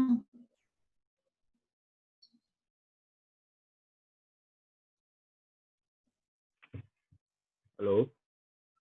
Ya, silakan. Saya Marwan Surbakti, Bu, dari Manual Semarang. Oke. Kalau menurut saya mengenai tentang komitmen gerakan pemuda untuk bangsa, mungkin negara, ya gimana sih gereja itu, terutama ini saya ngomong dari segi Manual Semarang ya Bu, dari segala aspek Manual Semarang, mungkin ke depannya dari Manual Semarang mungkin terlibat aktif gitu loh ke lingkungan sekitar gereja, juga terlibat aktif dengan kayak kegiatan-kegiatan agama-agama yang lain, dalam artian untuk menjaga keberagaman itu kita sebagai pemuda tuh jangan istilahnya kayak eksklusif sendiri dalam diri kita sebagai orang Kristen, tapi kita tunjukkan bukan sekedar toleransi. Kadang kan juga ada yang toleransi, kita terlalu toleransi nanti dikira kita berkiblatnya udah terlalu ke agama yang lain. Tapi gimana sih kita sebagai orang percaya, kita tuh kan istilahnya kita ini adalah gereja dari masing-masing kita sebagai seorang percaya, baik di masa muda kita, jadi ke depan tuh ya supaya kita tuh speak up gitu loh, keluar gitu loh, kita bicara, kita percaya apa kita bicara tuh bicara yang jujur, bicara yang benar, dalam artian di tengah keberagaman seperti ini kadang juga kita kan kalau kita asal ngomong baik di sosial media pun kan terkadang orang bisa menafsirkan sendiri-sendiri. Apalagi terkadang kita sebagai seorang Kristen kan di tengah kondisi negara kita nggak menutupi bahwa ada mayoritas, ada minoritas. Tapi di grassroots, di bawah pun orang kan juga belum tentu setuju dengan pendapat-pendapat kita. Maka dari itu kita sebagai seorang Kristen ya kita tunjukkan kalau memang menurut ajaran kita, menurut ajaran Yesus Kristus bahwa ada sesuatu yang salah, ada sesuatu yang tidak benar, entah baik itu penyusunan perundang-undangan, entah itu peraturan perda-perda yang ada di setiap daerah, entah itu baik terlebih juga di dalam aktivitas kita di kampus ataupun di dalam pekerjaan kita, ya kita tunjukkan kita sebagai orang pengikut Kristus itu dalam suatu perbuatan yang nyata. Jadi kalau menurut saya sih dari Immanuel mungkin ke depan bagaimana terlibat aktif gitu loh dengan lingkungan sekitar di dalam gereja, karena mungkin saat-saat ini terlebih nanti mungkin menunggu kepengurusan yang baru, mungkin ada suatu inovasi mungkin ya, saling entah bertukar pikiran dengan baik NU, entah dengan umat-umat yang lainnya. Mungkin dari saya seperti itu. Terima kasih. Ya, ini menarik Marwan. Saya selalu tanya Marwan, kuliah di mana atau aktivitas? Enggak, Bu. Saya pekerja. Aktif dan juga kadang kalau kerjanya belum, saya masih ya beraktivitas sosial lah, kayak pengamat politik gitu aja. Mantap. Ya, ngerti tadi undang-undang ya, peraturan. Iya. Saya pikir itu perlu sekali. Kita tidak bisa mengasingkan diri dari hal-hal seperti itu juga. Tidak semua kita harus menjadi sama ya, dalam arti kalau mengerti undang-undang ya harus semua juga mengerti undang-undang. Tidak semua tentunya harus, tetapi paling tidak kita tahu ada ini, ada itu, ada yang terjadi begini, ada yang terjadi seperti itu. Makanya perlulah pergaulan, perlulah perjumpaan, perlulah bekerja sama satu sama lain. Ada pepatah yang katakan, semakin iman kita dewasa, harusnya kita tidak takut dengan yang berbeda. Atau kita tidak lari dari perbedaan. Tapi justru kita mau bersama-sama, kita mau berjumpa, berdialog, dan bekerja sama. Untuk apa? Untuk damai dan perdamaian. Itu akhir dari refleksi kita malam hari ini, sebab nanti bisa berkepanjangan lagi. Terima kasih teman-teman.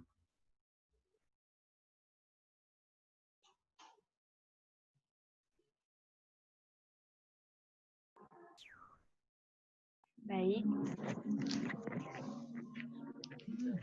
Sebelum kita masuk dalam nyanyian untuk merespon firman Tuhan yang telah kita dengar, perlu saya infokan untuk teman-teman semua bahwa di akhir ibadah nanti jangan langsung untuk keluar dari Zoom karena akan ada ramah tamah serta foto bersama, perkenalan. Kita nyanyikan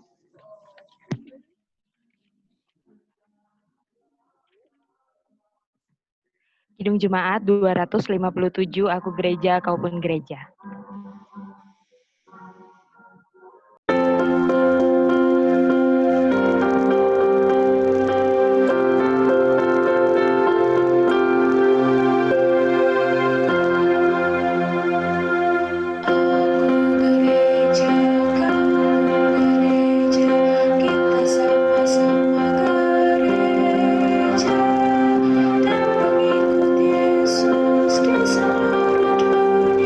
Kita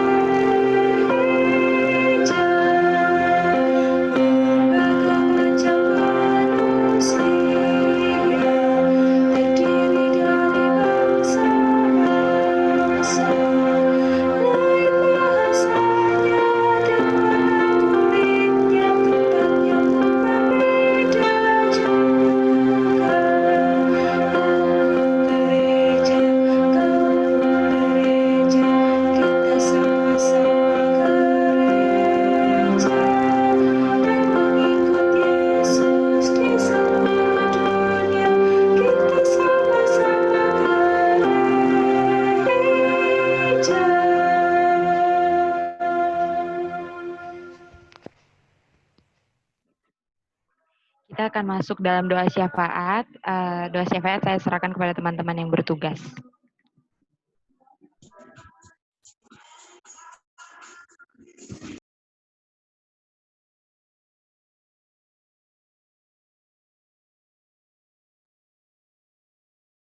Baik, Ibu Pendeta beserta teman-teman Gerakan Pemuda, mari kita bersatu dalam doa syafaat. Ya Bapak, pada malam hari ini mengucap syukur atas penyertaan-Mu sehingga kami semua bisa bertemu di ibadah Temu Sapa Pemuda dari Gereja Margomulyo Yogyakarta dengan GPIB Immanuel Semarang. Ya Bapak, pada malam hari ini kami ingin mendoakan untuk firman Tuhan yang sudah kami dengar yang dibawakan oleh Ibu Pendeta Elga Sarapung.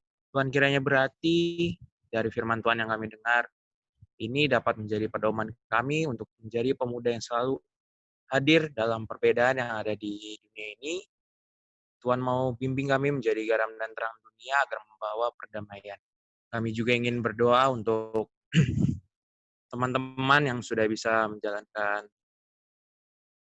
pelayanannya dalam ibadah pada malam hari ini. Tuhan kiranya mau berkati selalu, supaya teman-teman yang bertugas selalu mendapatkan penyertaan dan perlindungan dari saja. Tuhan juga mau berkati Ibu Pendeta, berikan selalu berkat yang melimpah atas pelayanannya. Ya Bapak, inilah doa kami.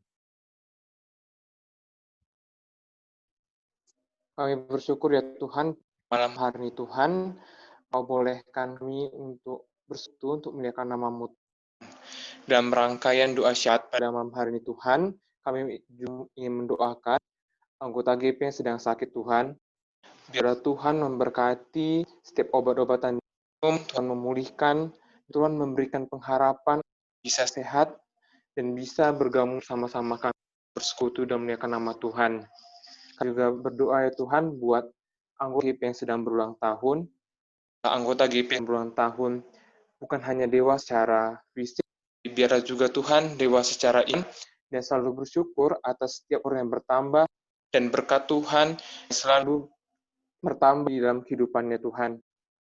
Untuk anggota GP yang masih menempuh pendidikan, Kau tahu ya Tuhan, saat ini banyak sekali harus kami hadapi, baik keterbatasan peralatan ataupun segala bentuk kebutuhan yang kami tidak Tuhan.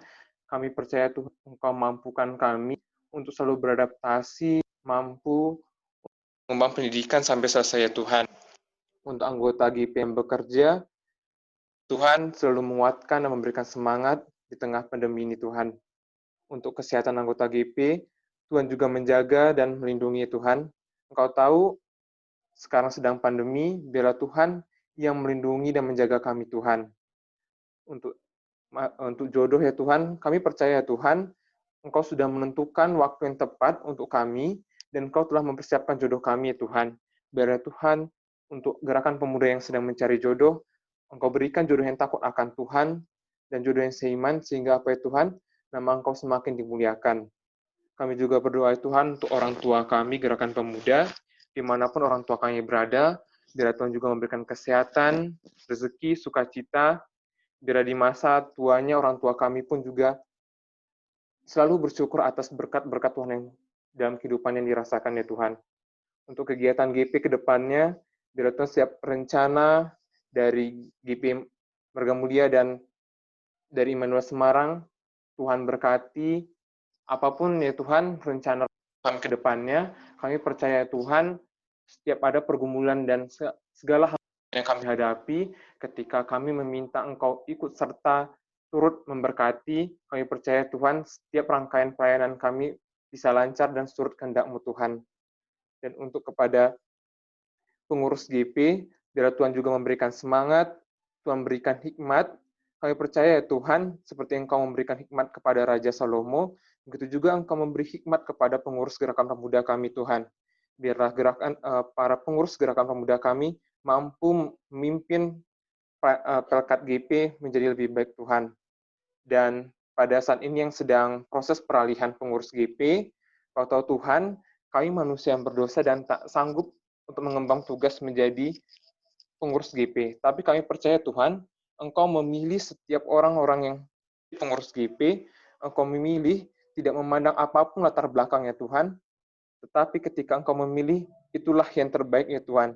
Dan bantu kami untuk siapapun yang menjadi pengurus GP ke depannya bisa mengembang tugas dengan baik ya Tuhan. Tuhan, siapalah kami Tuhan, manusia yang berdosa, yang banyak meminta kepadamu Tuhan. Tapi Tuhan, dengan kerendahan hati kami meminta kepada Engkau ya Tuhan. Biarlah juga Engkau ya Tuhan mendengarkan doa syafaat kami yang selanjutnya. Ya Tuhan, Allah Bapa yang bertata di dalam kerajaan sorga, Bapa yang kami puji dan kami sembah melalui anak-Mu Yesus Kristus, pada malam hari ini kami datang mengucapkan terima kasih dan puji syukur kami atas seluruh berkat, rahmat, dan tuntunan-Mu hingga hari ini. Tuhan, terima kasih banyak kami telah selesai melaksanakan seluruh rangkaian peribadatan gerakan pemuda kami pada hari ini, walaupun kami tidak dapat berkumpul dan bersekutu bersama, namun kami yakin dan percaya bahwa Tuhan telah memberkati ibadah ini dan Tuhan telah menerima peribadatan yang kami lakukan. Ya Bapa, walaupun saat ini pintu-pintu gereja sedang tertutup karena masa pandemi, namun kami yakin dan percaya bahwa kuasa Tuhan akan selalu ada untuk memulihkan kondisi ini, hingga akhirnya kami dapat berkumpul dan bersekutu bersama ya Tuhan. Tuhan, tak lupa kami ingin mendoakan gereja kami, gereja GPIB yang ada di Yogyakarta, yang ada di Semarang, dan seluruh gereja GPIB yang berada di Indonesia, dan seluruh juga gereja-gereja saudara yang berada di seluruh penjuru dunia. Tuhan, kami yakin dan percaya bahwa Tuhan sebagai kepala gereja tidak akan melepaskan umat-Mu Tuhan. Kami tahu dan kami rasakan Tuhan bahwa saat ini karena kondisi pandemi, seluruh makhluk ciptaan merasakan dampaknya Tuhan, termasuk gereja-gereja-Mu. Kiranya Tuhan tolong kuatkan, Tuhan tolong berkati, Tuhan tolong kami yakin dan percaya bahwa pelayanan gereja dimanapun tidak akan terhenti ya Tuhan. Ya Tuhan, pada malam hari ini juga kami ingin mendoakan para pendeta yang telah Tuhan panggil dan telah Tuhan utus di tengah-tengah gereja. Tuhan tolong berkati baik yang ada di daerah-daerah terpencil, di pedesaan, hingga di tengah-tengah kota besar sekalipun. Tuhan tolong dampingi, Tuhan tolong kuatkan imannya, sehingga para pendeta yang telah Tuhan utus dapat menjadi pelita yang menerangi kehidupan jemaat, dapat menjadi pohon yang dapat disandari oleh jemaat, dan dapat menjadi penyejuk di tengah-tengah jemaat ya Tuhan.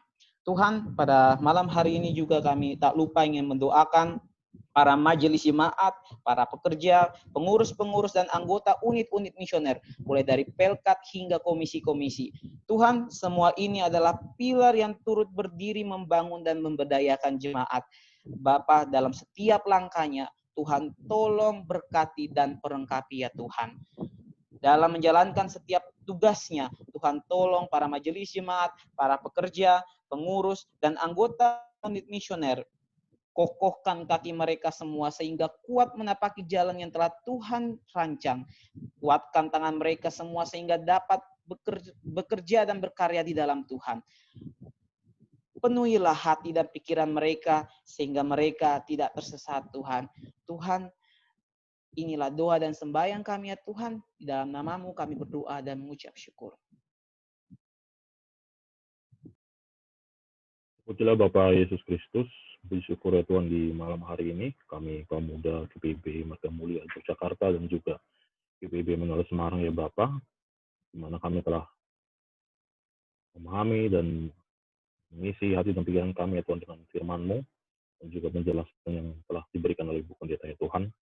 Biarlah kebenaran dari firman-Mu itu ya Tuhan, menetap di dalam hati dan pikiran kami. Dan tentunya ya Tuhan Yesus Kristus, saat ini kami akan doakan syafaat ya Tuhan bagi bangsa dan negara. Tuhan adalah Bapa yang Maha Pengasih, di mana kondisi Indonesia saat ini ya Tuhan, bagaimana Engkau, ya Bapa yang Pengasih, Engkau berikan suatu berkat kasih karunia, terutama dalam keamanan dan juga ketertiban ya Tuhan, di kondisi pandemi COVID-19 saat ini ya Tuhan, yang masih terus berlangsung. Biar Yesus Kristus, bimbinglah bangsa ini, terutama juga kami sebagai rakyat Indonesia ya Tuhan, untuk bisa tertib di dalam mematuhi segala peraturan-peraturan yang telah ditetapkan oleh pemerintah ya Bapa. Biarlah Tuhan tuntun kami untuk dapat memahami dan paham segala kedisiplinan di dalam menghadapi COVID ini ya Tuhan. Tuhan bimbing kami Yesus Kristus, baik sebagai umat-Mu ya Tuhan, sebagai orang percaya padamu ya Tuhan, bagaimana kami untuk dapat melalui situasi pandemi saat ini ya Tuhan, entah sampai kapan, tetapi kami percaya Tuhan Yesus Kristus memberikan suatu titik yang terbaik ya Tuhan, bagaimana bangsa Indonesia dapat memulihkan dari kondisi pandemi saat ini ya Tuhan. Bagaimana Yesus, Kau ya Tuhan membimbing kami, menuntun kami untuk selalu kuat dalam menghadapi segala kehidupan kami ke depan di dalam Indonesia di tengah kondisi pandemi ya Tuhan. Baik juga pemerintah yang ada saat ini sedang berjuang dengan keras, Tuhan bimbing baik Bapak Presiden Jokowi dan juga segala satgas COVID yang ada ya Tuhan, bagaimana mereka dapat bekerja dengan baik, dengan benar, dan tentunya dengan jujur ya Tuhan, sehingga setiap segala metode-metode yang akan mereka buat tentunya dapat memberikan suatu perubahan yang baik, perubahan yang nyata, sehingga Indonesia dapat pulih ya Tuhan. Dan juga ya Tuhan, kami berdoa baik segala bencana alam maupun juga segala bencana di daerah ya Tuhan, bagaimana Yesus Kristus Tuhan pulihkan, bagaimana Tuhan berikan suatu ketabahan dan kekuatan bagi mereka yang menderita ya Tuhan Yesus Kristus.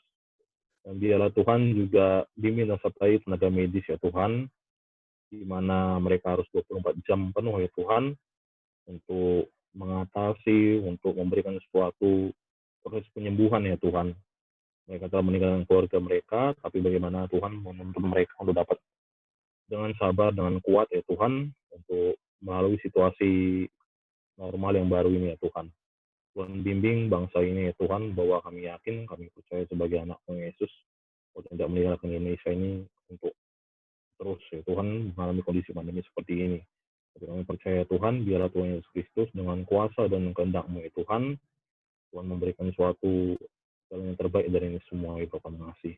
Baik juga ya Tuhan, kami berdoa baik kerukunan umat beragama yang ada di Indonesia, walaupun pemimpin-pemimpin kami yang di atas ya Tuhan Yesus Kristus, Kau telah membimbing mereka, menuntun mereka untuk kami saling menjaga kerukunan umat beragama. Biarlah ya Tuhan, baik kami yang ada di bawah ini, yang ada di grassroots ya Tuhan, bagaimana memahami segala anjuran-anjuran yang diberikan oleh pemerintahan ya Tuhan, baik mulai dari pusat hingga daerah ya Tuhan, sehingga kerukunan umat beragama ya Tuhan, baik kami sebagai agama-agama yang di Indonesia, untuk saling menghargai, saling menghormati ya Tuhan, tentunya toleransi dan keberagaman tersebut ya Tuhan, memberikan suatu saling menguatkan satu sama lain Tuhan, walaupun kami berbeda.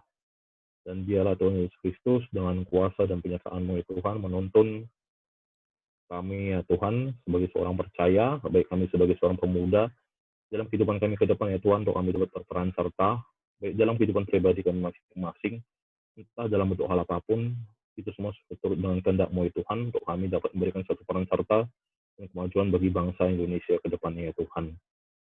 Dan tentunya ya Tuhan Yesus Kristus, baik kami berdoa juga bagi orang-orang yang telah ditinggalkan melalui COVID ini Tuhan, Tuhan berikan kekuatan dan penghiburan, dan Tuhan berikan mereka untuk selalu kuat ya Tuhan, untuk melalui segala kehidupan mereka ke depan.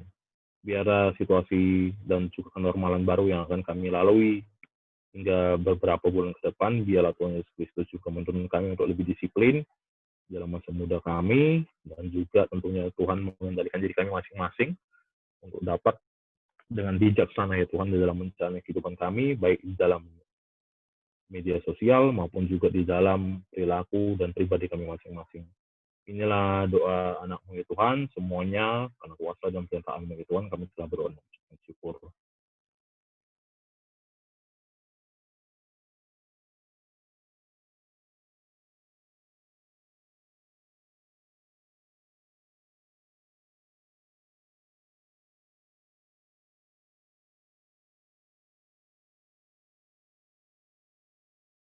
Ibu Pendeta, mic-nya Ibu Pendeta. Kami bersama-sama mendoakan secara khusus bagi Om dari teman kami Kevin yang sekarang ini terbaring di rumah sakit di Ambon, yang sedang bergumul dengan penyakitnya, dan usaha-usaha dari para medis yang sedang berusaha untuk kesembuhannya. Kiranya Tuhan menolong dan Tuhan memberikan kesabaran dan kemampuan untuk melayani dengan baik. Demikian juga kepada keluarga yang menjaga dan mendampingi Om dari Kevin. Demikian juga dengan saudara-saudara kami yang lain, mungkin ada yang sakit baik di rumah maupun di rumah sakit. Tuhan kiranya menolong mereka dan selalu Tuhan mengasihi mereka. Apapun yang terjadi dalam pergumulan mereka dengan sakit penyakit yang dialami. Ya Tuhan Allah kami tahu bahwa Engkau selalu bersama kami. Engkau pun mendengar doa kami sebagai orang muda yang ada di dalam persekutuan jemaat kami masing-masing. Kami percaya Tuhan mendengar doa kami ini, dan kami yakin Tuhan selalu bersama kami. Dalam nama Yesus Kristus kami berdoa. Amin.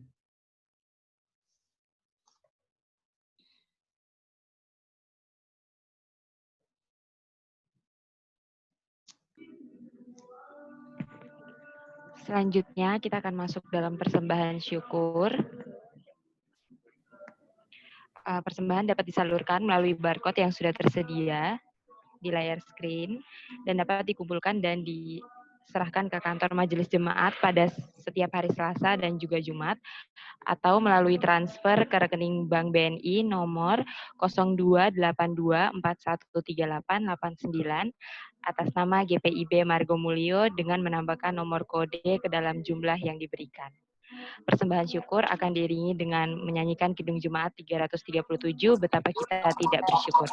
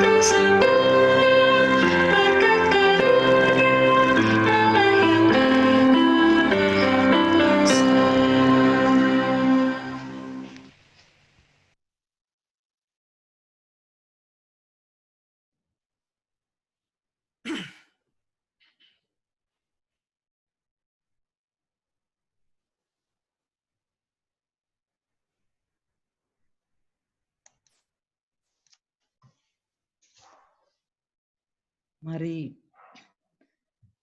teman-teman kita sampaikan doa Bapa kami. Bapa kami di dalam surga, dikuduskanlah namamu, datanglah kerajaanmu, jadilah kehendak-Mu di bumi seperti surga, demikian juga di dalam bumi ini. Berikanlah kami pada hari ini makanan kami yang secukupnya, dan ampunilah kesalahan kami, seperti kami juga mengampuni orang yang bersalah kepada kami. Dan janganlah bawa kami ke dalam pencobaan, tetapi lepaskan kami daripada yang jahat.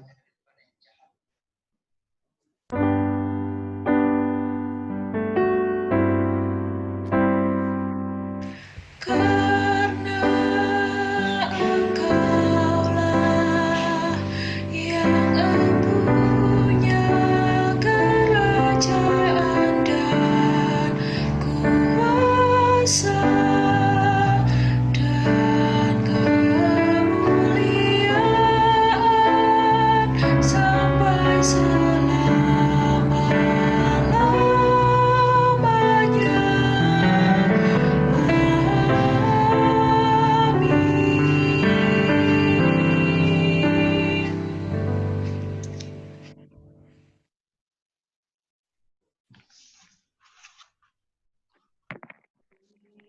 Kita akan masuk dalam warta gerakan pemuda. Silakan.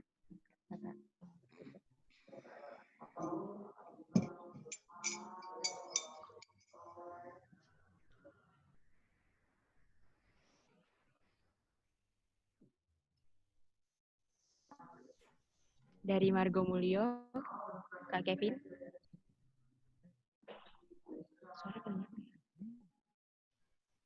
Ya, selamat malam rekan-rekan, baik dari Immanuel Semarang atau bisa kita bilang Belenduk, dan rekan-rekan dari Marga Mulyo Yogyakarta yang bisa kita bilang Gereja Ngejaman. Selamat malam juga Ibu Elga Sarapung yang telah membawa kita dalam renungan pada malam hari ini. Kiranya apa yang kita dengar bisa kita gunakan dalam kehidupan hari lepas hari.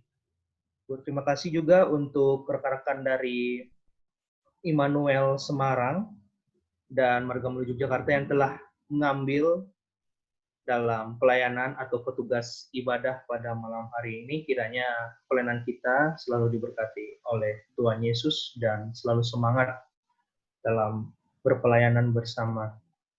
Baik, ada beberapa warta pemuda yang akan saya sampaikan, baik warta umum maupun warta intern atau pemuda. Yang pertama, untuk esok Minggu, hari Minggu, kita masih beribadah di gereja, namun ibadah ini masih daring atau online melalui kanal YouTube GPIB Marga Mulyo Yogyakarta, di mana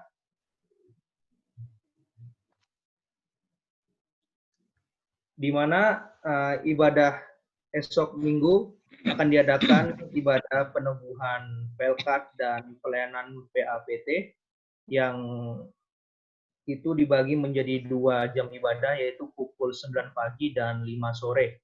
Untuk rekan-rekan pemuda kita mendapatkan jam sore yaitu jam 5. Jadi buat rekan-rekan pemuda, mari bersama-sama mengambil bagian dalam ibadah ini dan kita menyaksikan peneguhan rekan-rekan kita juga. Terima kasih. Baik, yang kedua, untuk IRT itu masih menggunakan Zoom atau daring. Jadi buat teman-teman yang ingin mengikuti ibadah rumah tangga ini bisa langsung cek saja di grup, yang linknya akan di-share di grup. Yang ketiga, itu kita ada ibadah pemuda lagi, rutin, temu sama GPGPIB, di mana untuk minggu depan kita beribadah intern kita, yaitu Jemaat Marga Mulyo Yogyakarta yang dipimpin oleh Bapak Pendeta Wahyu. Untuk jam ibadah masih tetap pukul 7 malam, dan petugas-petugas ibadah akan dijapri oleh pengurus pemuda untuk diminta mengambil pelayanan dalam ibadah. Baik, sekian warta gerakan pemuda pada malam hari ini. Saya kembalikan kepada Liturgos. Baik, untuk menutup ibadah kita pada malam hari ini, kita nyanyikan Kidung Jemaat 370, Ku Mau Berjalan Dengan Juru Selamatku.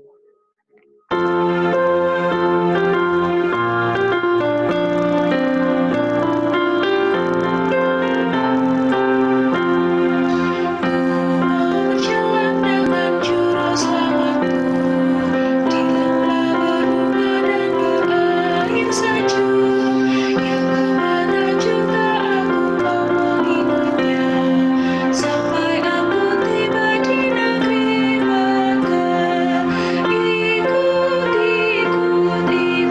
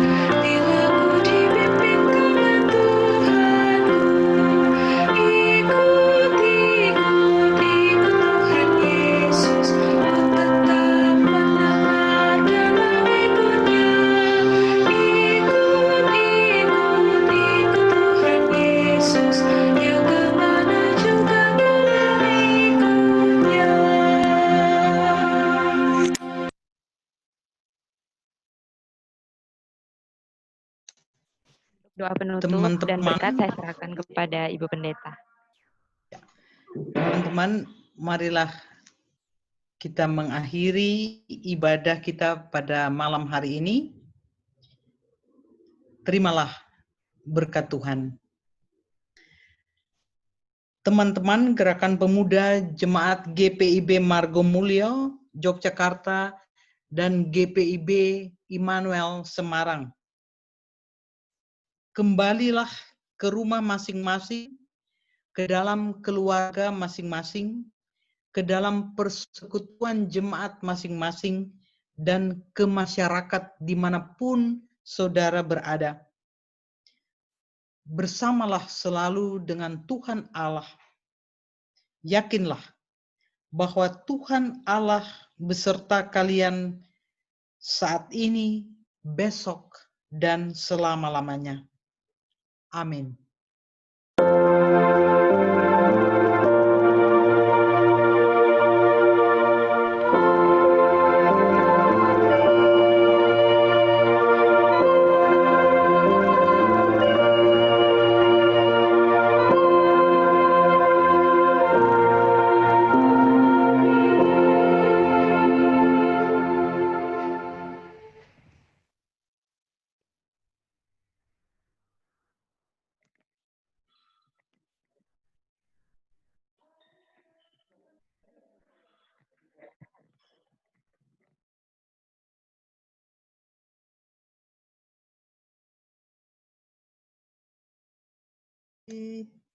Semuanya. Terima kasih, Selamat malam. Ya. Selamat malam. Malam, terima kasih Bu Pendeta. Terima kasih ya. Kapan-kapan kalau mau ada diskusi, ya silakan. Saya bersedia dan mengajak teman Muslim atau siapa yang lain yang tergantung tentang apa yang kalian mau, saya bantu. Ya. Ya, Bu. Oke, terima kasih, Bu. Bu, sebelumnya jangan bubar dulu ya, Bu. Teman-teman sekalian, mohon maaf ya, kakak liturgos dan kakak-kakak pengurus, kita akan berfoto bersama, ya. Kita akan berfoto bersama terlebih dahulu. Mohon agar teman-teman mempersiapkan gaya terbaiknya teman-teman. Atur rambut dulu, Kak. Yo. Mari teman-teman yang belum Kak, atur rambut dulu Oke, teman-teman disiapkan. Tunggu 10 detik ya, akan ada 31 orang. Ya, 1. Ini itu sesi penting nih. Oke, 1, ya, 2, 3, tunggu 10 detik. Tunggu 10 detik, tunggu 10 detik. Oke, 1 lagi. 1, 2, 3, tunggu 10 detik. Iya, oke, terima kasih teman-teman. Kevin, monggo. Oke, terima kasih teman-teman. Terima kasih, Kak. Terima kasih teman-teman. Terima kasih. Selamat malam semua.